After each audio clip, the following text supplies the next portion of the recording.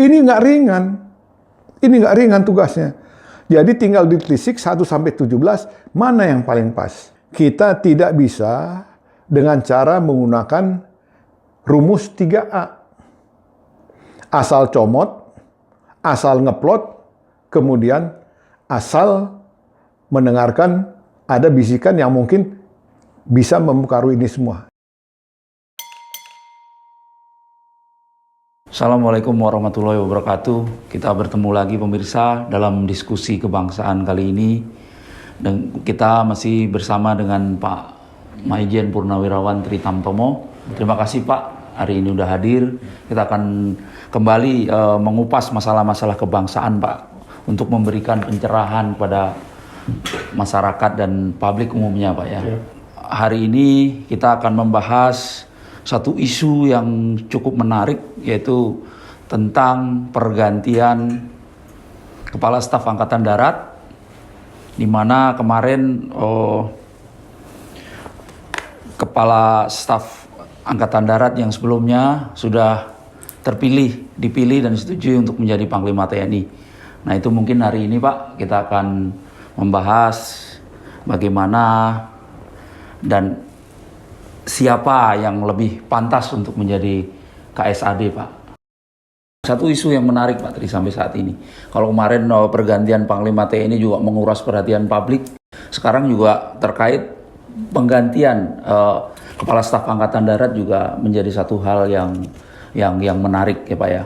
Artinya di sini juga akan muncul narasi-narasi yang sifatnya akan dukung-mendukung dan lebih ke arah narasi-narasi politik. Padahal kalau sesuai dari ketentuan dari Undang-Undang TNI nomor 34 2004 pasal 14 itu kan bahwa syarat untuk menjadi KSAD itu kan salah satunya adalah memperhatikan jenjang kepangkatan dan karir Pak.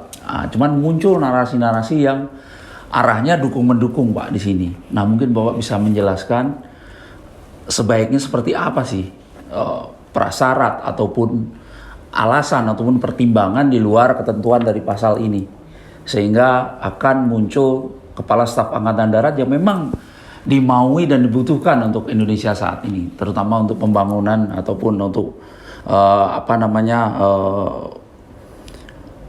struktur TNI ataupun postur TNI yang memang ideal Pak.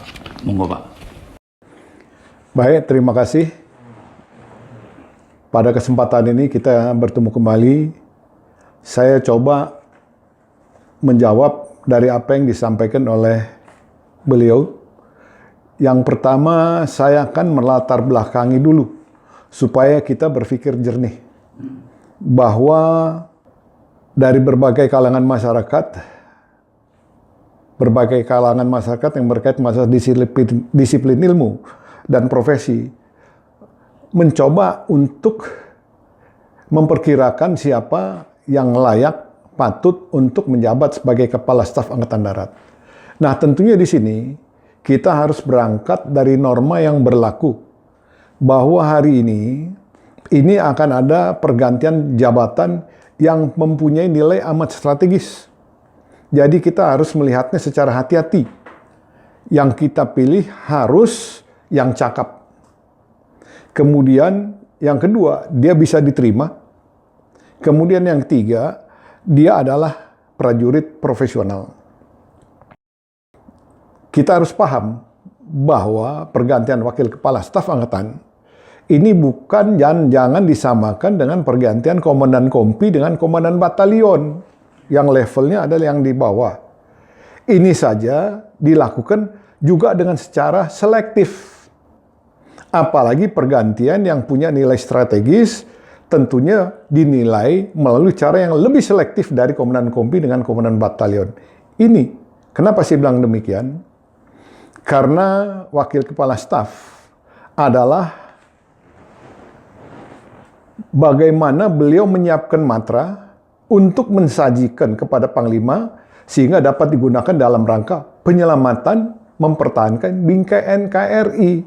Jadi di sini kita harus melihat ke depan bahwa mulai dari hari ini sampai ke depan dinamika perkembangan strategis yang berdampak pada masalah regional maupun nasional juga kita harus pertimbangkan. Kemudian juga kita lihat tahun ke depan, itu ada tahun-tahun politik yang perlu menguras tenaga cara berpikir dari pembantu yang menyiapkan ini keseluruhannya kepada Panglima TNI. Nah, dengan dasar itu, tentunya kita melihat bahwa siapa sih yang layak untuk menjadi dan berkesempatan menjadi Wakil Kepala Staf Angkatan Darat. Kita harus lihat di sini bahwa yang paling berpeluang adalah Pati berbintang 3. Pati berbintang 3 di Tentara Nasional Indonesia Angkatan Darat cukup banyak. Nah, di sini yang kita coba apungkan, kita angkat ke atas, antara lain seperti Kabais, dan Puster, dan Kodiklat, Wamenhan, Pangkostrat, kemudian Kasum TNI. Bukan berarti yang lain kita abaikan, tapi ini kita coba lihat. Nah, tinggal sekarang yang kedua, bagaimana kita mentelisik ini, kemudian bagaimana kita menerawang siapa yang harus dan tepat untuk duduk di situ. Nah, di sini kita harus sampaikan, dan mudah-mudahan para pemirsa juga paham dengan latar belakang tadi. Yang pertama, yang perlu diterawang adalah satu, prestasi yang dibuat oleh para balon itu sendiri. Mulai dari jenjang karir Letnan 2 sampai berturut-turut hari ini. Kemudian yang kedua, selain pola karir, prestasi, tentu yang kedua adalah pola karier. Nah, di sini kita tidak bisa dengan cara menggunakan rumus 3A. Asal comot, asal ngeplot, kemudian asal mendengarkan ada bisikan yang mungkin bisa mempengaruhi ini semua. Tentu 3 hal ini tidak berlaku hari ini. Karena kita membutuhkan putra bangsa yang memang patut dan layak untuk duduk di situ. Demikian. Satu hal yang menarik Pak dari sebagian pengamat juga melihat di sini akan ada dari tadi, kalau ini ada 17 calon karena yang berpangkat bintang 3 Pak ya. Nah, untuk itu hanya 5. Ada yang ini lagi cuman 2, ada ini lagi. Nah, yang menarik ini ada dibilang di sini adalah 2 jalur saja gitu. Berdasarkan pengalaman, mungkin pengalaman masa lalu adalah sebelumnya menjabat Pangkostrat atau Kasum TNI.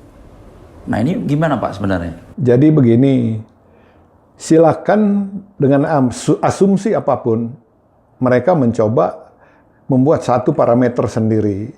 Tentu parameter baku sudah ada di jenjang karir yang diberlakukan oleh Dewan Jabatan Tinggi TNI. Nah, tentu di sini kita harus melihat kepada yang ketiga, pada aturan yang berlaku. Nah, kalau kita masuk pada aturan berlaku, yang pertama adalah Undang-Undang Nomor 34 2004 tentang TNI. Baik pasal 71 dan pasal-pasal sebelumnya tadi. Yang pertama, dibatasi oleh ruang durasi umur. Umur ini menjadi patokan.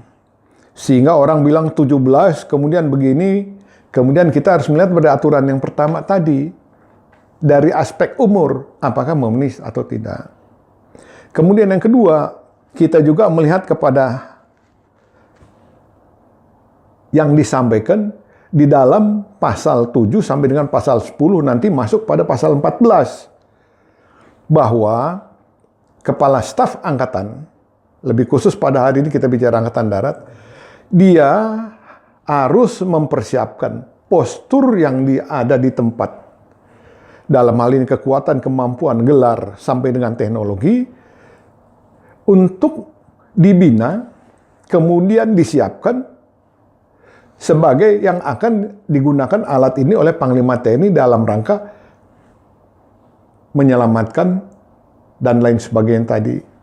Nah, berangkat dari situ, tentunya kita jangan pernah lupa, kita juga harus punya parameter bahwa yang punya hak 17, kalau ditelisik punya hak, ya mungkin ini menjadi talent scouting. untuk dinilai mana yang paling layak. Karena kita harapkan yang akan duduk sebagai Kepala Staf Angkatan Darat adalah prajurit profesional yang mempunyai akal, mempunyai hati, kemudian bagaimana dengan akal dengan hati tadi, dia mampu memberdayakan dan memanfaatkan organisasi yang ada di bawah komandonya untuk menjadi satu unity yang siap pakai oleh Panglima TNI. Ini nggak ringan. Ini nggak ringan tugasnya. Jadi tinggal ditelisik 1-17 mana yang paling pas. Gitu, Pak. Ya. Mungkin yang menarik tadi pertanyaan Pak Tri, pernyataan Pak Tri yaitu soal jangan 3A, asal comot. Nah, bahasa kita nih, bahasa publik, kalau asal comot itu kan artinya bisa aja itu karena pertemanan, bisa aja juga mungkin karena itu dalam tanda petik ya pesanan terkait tadi Pak Tri bilang bahwa terkait situasi politik ke depan di 2024. Mungkin lebih didetailkan lagi Pak, mungkin maksudnya seperti apa sih gitu? Baik, kalau kita lihat dari Pati Bintang 3 yang bisa ditampilkan, jumlahnya cukup banyak. Tentunya masing-masing ini punya kelebihan. Kelebihan dan yang kedua mungkin punya kekurangan. Nah, tinggal di wargaming. Mana yang paling pas untuk mendapatkan kehormatan itu? Di wargaming mana yang positifnya lebih bagus, negatifnya lebih sedikit, itu yang mungkin dapat dipertaruhkan untuk tampil ke depan. Dan jangan lupa, kita punya sesanti mulai 8 wajib TNI, Sabta Marga Sumpah Prajurit, sampai dengan Budi Bakti Wira Utama. Itu coba dilihat dari situ sebagai tambahan. Apakah selama ini ada pergeseran sikap dan lain sebagainya dari apa yang kami sampaikan sebagai sesanti tadi? Ini tolong dilihat. Kemudian yang kedua, jangan pernah lupa amanah dari Panglima Besar Sudirman yang selalu beliau sampaikan mulai tahun 46 sampai dengan 49 bahwa kemerdekaan negara ini direbut dari reruntuhan korban jiwa, harga, harta benda rakyat. Mahal. Oleh karena itu belum menyampaikan janji setia dalam rangka melaksanakan tugas harus dilakukan dengan hati yang tulus. Ini pilihan yang harus kita lihat. Jadi jangan kita maksudnya asal comot, ya lihat dia dekat dengan saya, itu yang jadi. Karena di sini dibutuhkan duit tunggal. Kepala staf dengan Panglima TNI harus tune in. Demikian, Pak. Satu hal lagi Pak, tadi kita berbicara tentang seharusnya KSAD yang terpilih ya Pak. Nah sekarang terkait mekanisme Pak, kembali lagi ke Undang-Undang TNI Pak ya, pasal 14. Terkait mekanisme pemilihan atau penggantian KSAD ini Pak. Nah sampai hari ini kan ada pernyataan dari Panglima TNI bahwa semuanya sudah menjadi urusan presiden. Padahal kan sebenarnya ini mestinya kalau berdasarkan ini kan diusulkan oleh Panglima TNI, disetujui oleh presiden dan diangkat oleh presiden. Sebenarnya gimana Pak? Jadi sebenarnya apa yang disampaikan oleh Panglima ini benar. Tapi tolong dilihat bahwa hari ini Pak Hadi Cahyanto masih ada pada tapuk pimpinan tertinggi sebelum sertijab dilakukan. Nah tentunya di sini Pak Hadi juga harus sudah melihat selama beliau berkarir, melihat para kepala staf angkatan, kemudian melihat para perwira tinggi yang mempunyai potensi untuk menggantikan dari masing-masing matra, sudah dilihat, kemudian sudah dipersiapkan jauh-jauh sebelumnya. Sehingga mekanisme ini bisa berjalan dan pada akhirnya dalam rangka penilaian dan penetapan ini benar-benar pure dari usulan intern TNI kepada Bapak Presiden. Baru Bapak Presiden nanti akan menyetujui yang mana yang paling tepat untuk ditunjuk sebagai pejabat Kepala Staf Angkatan tadi. Dalam hal ini Kepala Staf Angkatan Darat. Demikian Pak. Mungkin terkait mekanisme, Pak, ada satu hal lagi yang menarik adalah peran Pak, kalau zaman dulu lah, kalau kita tarik ke belakang ya Pak ya, itu ada fungsi pelibatan Wanjakti untuk setiap pergantian ataupun pemilihan calon kepala staf TNI di setiap matra Pak ya. Nah ini sampai hari ini kalau menurut Bapak seberapa besar Pak pelibatan Wanjakti ini untuk masalah pemilihan ataupun penggantian KSAD ini? Baik, menurut saya, tadi saya di depan sudah menyatakan bahwa selama belum terjadi alih tugas alih jabatan dari struktur pimpinan tertinggi dari TNI, tentu beliau jauh sebelumnya, mudah-mudahan Wanjakti itu sudah berjalan. Tentu dalam Wanjakti berjalan tadi, di sini jangan pernah dilupakan juga. Beliau sudah membuat satu telaahan, kemudian perkiraan-perkiraan sampai dengan kemungkinan terjadi pelanggaran Catmin, Catpers. Karena tolong diingat bahwa kepala staf angkatan maupun kepala staf matra yang lain, dia adalah sebagai pemimpin, kemudian sebagai bapak, sebagai guru, sebagai pelatih, dan sebagai orang tua. Bagaimana dia membawa unit yang ada di bawah komandonya 4 kemampuan tadi, beliau bisa sajikan kepada Panglima TNI untuk digunakan dalam rangka cegah tangkal ancaman baik yang datang dari dalam maupun dari luar negeri. Ini satu kondisi. Oleh karena itu, Wanjakti tadi yang memang melekat di TNI dalam rangka pergeseran, pergantian, alih tugas, alih jabatan perwira menengah sampai dengan perwira tinggi, ini berjalan sebagaimana seharusnya. Jadi mekanisme Wanjakti itu amat dominan untuk menyodorkan ini Pak CB1, ini Pak CB2, tinggal nanti pimpinan tertinggi menentukan siapa yang paling. Dan tolong diingat bahwa nanti setelah ditetapkan keputusan Panglima yang mengeluarkan berdasarkan rujukan dari apa yang telah diajukan dari Panglima kepada Presiden, Presiden menunjuk perpang yang keluar. Demikian Pak. Ya. Nah mungkin terkait pelibatan Wanjakti segala macamnya ini Pak ya. Nah sekarang kita ingin lihat ya, kalau kita lihat di Senayan ya, kita bilang anggota DPR atau itu sudah memunculkan nama-nama. Nah ini sebenarnya seberapa jauh sih Pak usulan ataupun pendapat anggota Dewan ini mempengaruhi Wanjakti untuk mengusulkan salah satu calon? Baik, begini tadi di depan kita sudah menyampaikan bahwa kita berbangga hati, bergembira, baik mulai dari pergantian Panglima TNI hingga pergantian Kepala Staf Angkatan, berbagai pihak dari warga masyarakat ikut serta untuk membicarakan persoalan ini. Karena beliau mengetahui bahwa jabatan ini adalah sangat amat strategis yang menentukan dalam rangka bagaimana kita ke depan berjalan menghadapi dinamika perkembangan politik yang sangat tinggi. Perkembangan internasional, regional, dampaknya kepada nasional yang berkait dengan masalah ketahanan nasional. Ini dipertimbangkan. Oleh karena itu, dari berbagai pihak tadi coba menyampaikan cuitannya, itu adalah hal yang lumrah dan biasa. Karena beliau Komisi 1 ya, adalah merupakan mitra.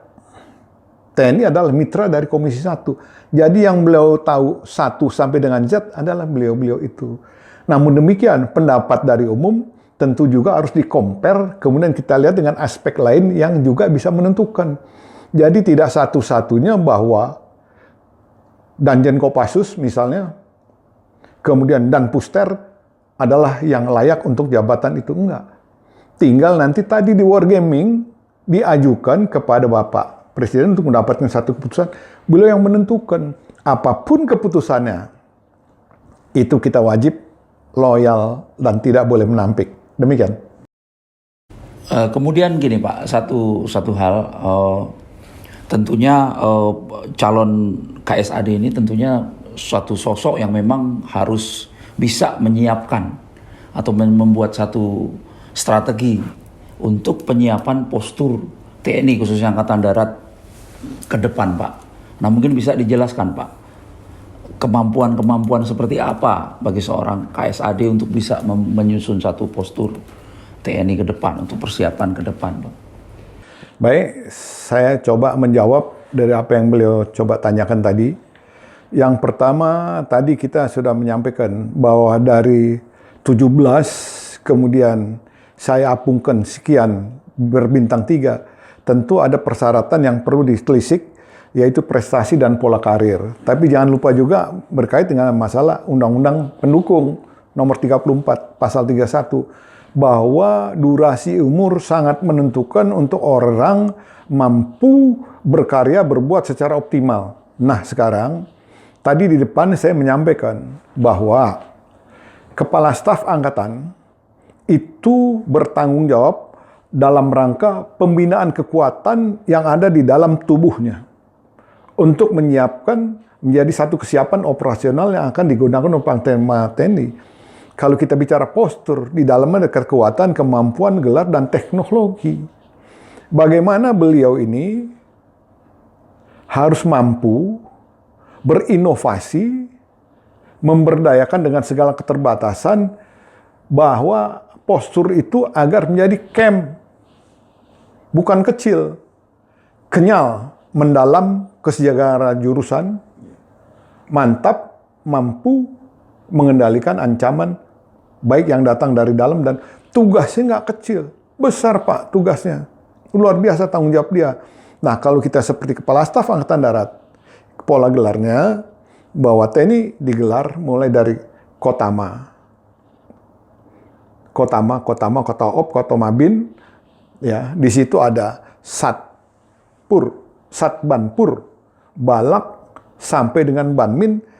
Kemudian bagaimana beliau menyiapkan ini semua menjadi unity yang ampuh dalam rangka tadi. Karena jangan lupa bahwa di sini yang tadi saya sampaikan, kenyal, organisasi yang ada di dalam tanggung jawabnya ditata, diorganisir, disiapkan, dilengkapi, dibina menjadi satu kekuatan penangkal yang handal.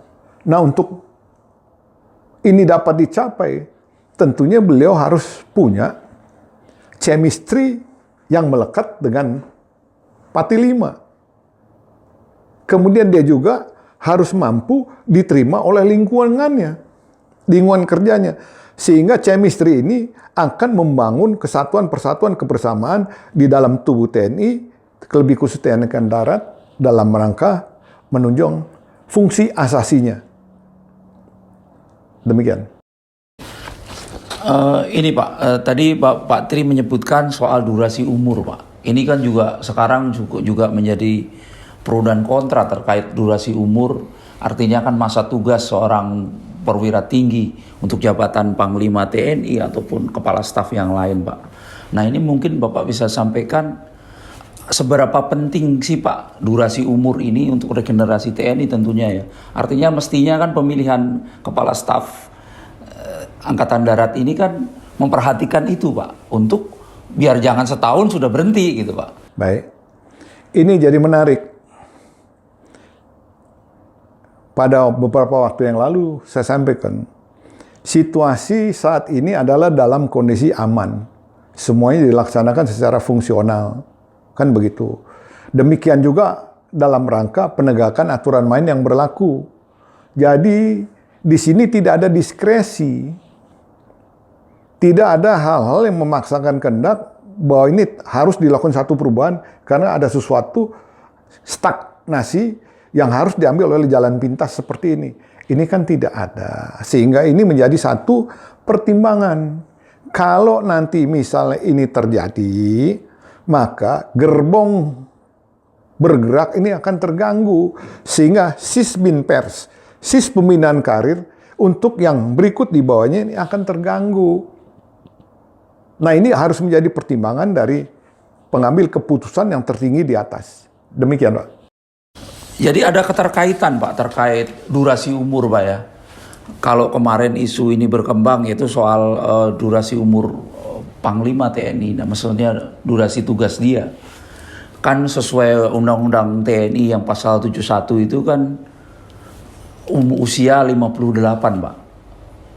Nah itu juga sempat disampaikan oleh Menseknek Pratikno bahwa sesuai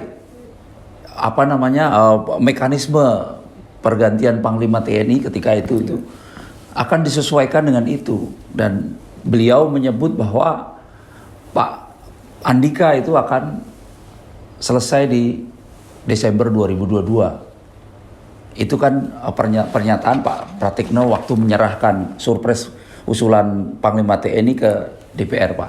Nah ini sebenarnya gimana sih, Pak? Jadi begini, bahwa pejabat siapapun yang ditunjuk mewakili presiden untuk menyampaikan sesuatu, tentunya beliau adalah sebagai orang yang mewakili kepala pemerintahan. Siapapun dia, tentu harus berpedoman pada dua undang-undang yang berlaku. Satu, Undang Nomor 5 2014 tentang ASN. Yang kedua, Undang-Undang Nomor 30 tahun 2014 tentang administrasi pemerintahan. Kalau administrasi pemerintahan, siapapun ya harus memperdomani azas umum pemerintahan yang baik. Itu ada 8 item. Ada 8 item. Tentunya apa yang dia sampaikan, apakah ada manfaat? Apakah menimbulkan sesuatu? Keterbukaan ini akankah menolong? Karena nanti keterbukaan ini, karena di situ beliau menyampaikan akan ada janji. Nanti akan di take over, ada kesempatan kepada angkatan yang lain. Ini Pak, ini adalah suatu yang sifatnya sensitif. Nggak usah diucapkan, masuk ke dalam hati. Di dalam hati aja nggak usah disampaikan. Nah, oleh karena itu, di sini diperlukan satu kehati-hatian bahwa pejabat negara, siapapun dia, pegang dua undang-undang ini, ASN dengan Minpem. Ini di sini kita menjadi pakem untuk kita, mana yang kita harus sampaikan, mana yang kita tidak boleh sampaikan. Karena ingat, di dua undang-undang ini, kata kuncinya, perekat pemersatu bangsa. Kesatuan persatuan bangsa harus tercipta dan terbangun. Nah ini, jadi kita asal menyampaikan, ini nanti kalau pada waktunya ternyata tidak terjadi sesuatu dan geseh, ini akan menimbulkan kekecewaan pada pihak lain. Nah kekecewaan ini yang tidak boleh diucapkan oleh pejabat negara siapapun dia. Nah kita harus hati-hati di sini Pak. Jadi ingat, dua undang-undang itu harus jadi pakem untuk kita berhati-hati dalam bersikap dan berbuat. Demikian, Pak. Ya, artinya ini kan dari pernyataan Pak Pratikno ini berlawanan tentunya dengan kondisi saat ini, di mana hampir ya Pak ya, mungkin banyak lah kita bilang, itu mengusulkan perpanjangan jabatan Panglima TNI. Baik, kalau ingin memperpanjang, tolong dulu diingat bahwa itu sudah ditetapkan oleh undang-undang. Kalau ingin merubah sesuatu, harus ada siapa yang berinisiatif untuk mengganti undang-undang itu. Inisiatif mana ini? Apakah inisiatif dari legislatif atau inisiatif dari pemerintah? Nanti baru dibicarakan dan minta pandangan umum. Jadi tidak bisa serta-merta sekonyong-konyong pendapat saya pribadi, pendapat Bapak, saya mau ini diganti. Nggak boleh. Mekanisme perubahan suatu undang-undang ada normanya. Sampai dengan durasi umur tadi. Nah ini harus dipikir jauh sebelumnya. Karena kita bicara kesatuan persatuan bangsa dan kebersamaan. Siapapun anak bangsa, pasti Panglima TNI juga sudah dalam persiapan berkarya untuk optimal dalam rangka membangun TNI hari ini. Nah kita tunggu dengar aja hasilnya. Cuman jangan ada pihak lain yang mencoba menggosok nanti bisa diperpanjang. Nanti berakhir tanggal 22, nanti akan diganti oleh ini. Itu perkataan bersayap yang sensitif, yang bisa menimbulkan kegaduhan.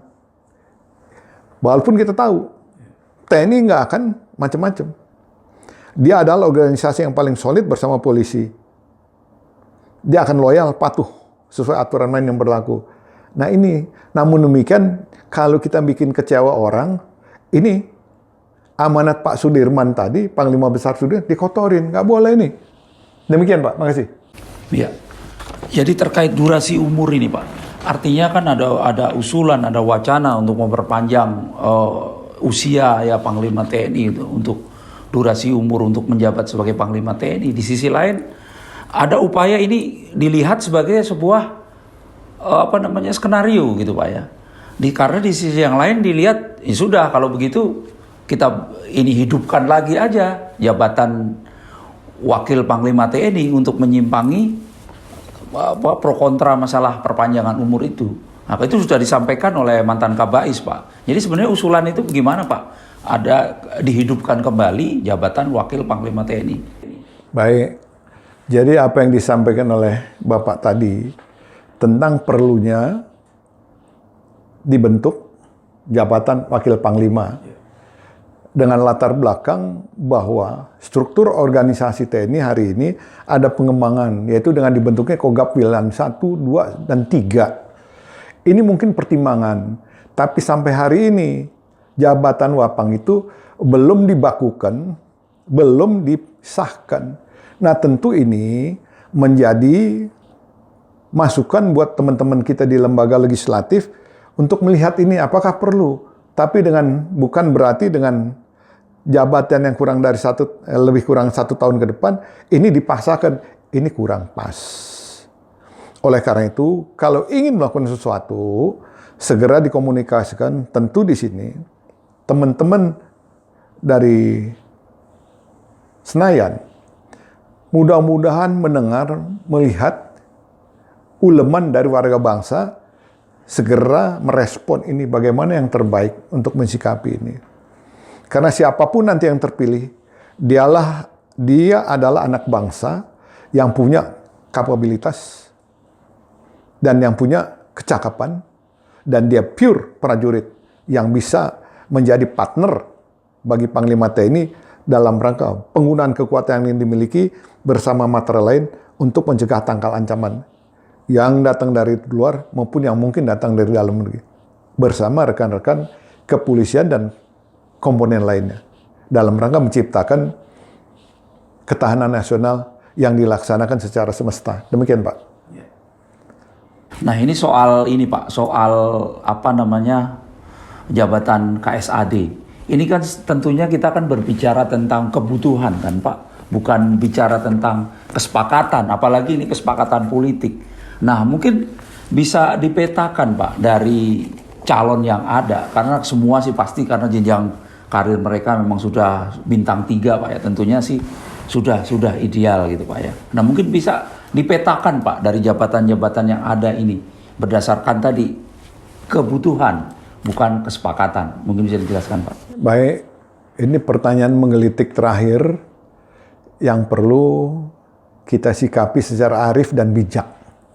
Di awal saya sudah menyampaikan bahwa dari pengamat militer beberapa waktu yang lalu menyampaikan ada 17 yang bisa dipertimbangkan.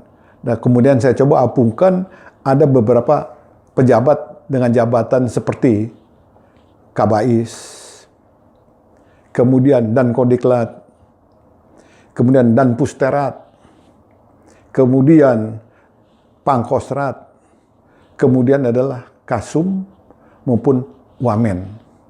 Nah, tentunya di sini kita melihat, tadi saya sangat tertarik, Pak, kita hari ini kan bicara kebutuhan, bukan kepentingan. Betul. Bagaimana para perwira tinggi tadi mampu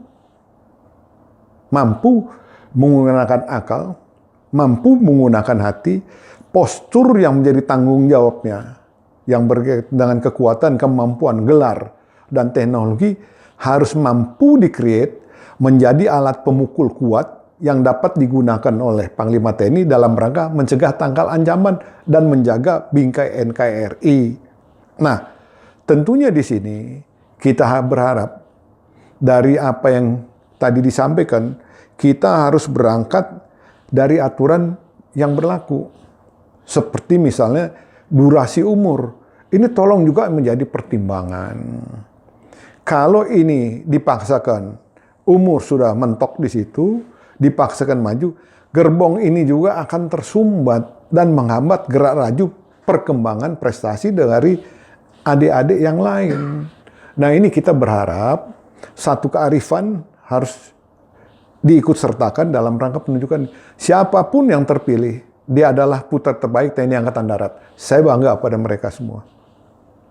Tentunya aturan main harus digunakan dan jangan kita berdasarkan garis tangan. Sebenarnya orang itu mulus, tapi karena tarikan tangannya nggak bagus, akhirnya menghambat gerak maju yang memang harusnya dia ditunjuk sebagai yang paling tepat, akhirnya dikorbankan karena hanya kepentingan semata.